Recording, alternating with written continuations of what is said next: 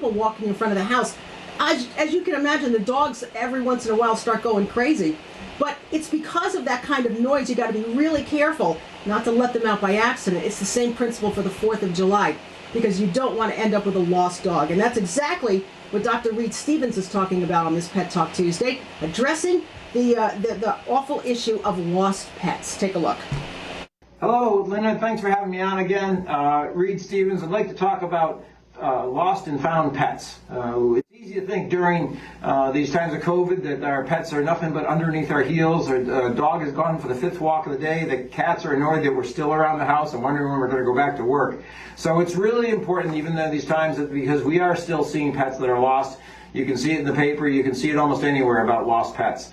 And there are some new technologies out there, but tried and true, #1 method of making sure your pet is not lost or does not become lost is a collar.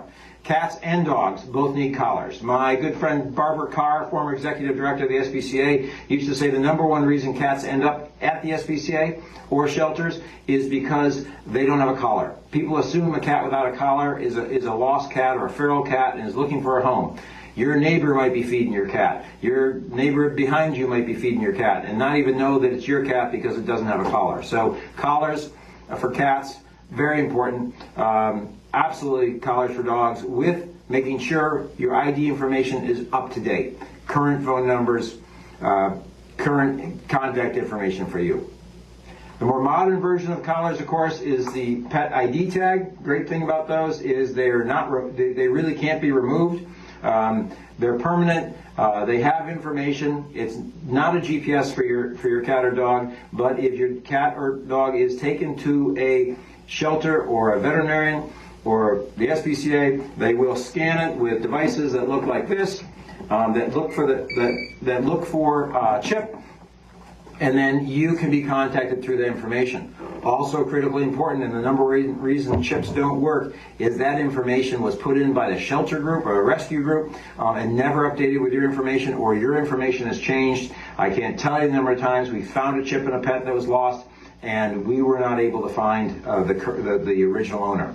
So in fact, in a study of 7,700 pets, 58% of dogs were returned having a microchip, which is an amazing number, and 38% of cats were returned, which is also an amazing number, so much higher than the percentage of pets that are returned if they don't have a chip. In fact, 1 in 3 pets in their lifetime will be lost, and 80% of those do not find a home. So microchips are very important. There's even a new chip out here made here in Western New York that is making an effort to go national, and it allows the veterinarian who finds that lost pet to, through the microchip, pull up its medical records.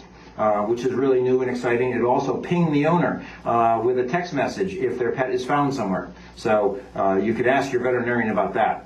Also, there's nice groups like Nextdoor. You might be familiar with Nextdoor. It's almost in every neighborhood in Western New York, and it's an app or a website where you can share information about what's happening in your neighborhood, and you can post about lost pets. Posters still work, and Facebook. My favorite way is Western New York Lost and Found Pets with an ampersand for the and. Works great. Thanks.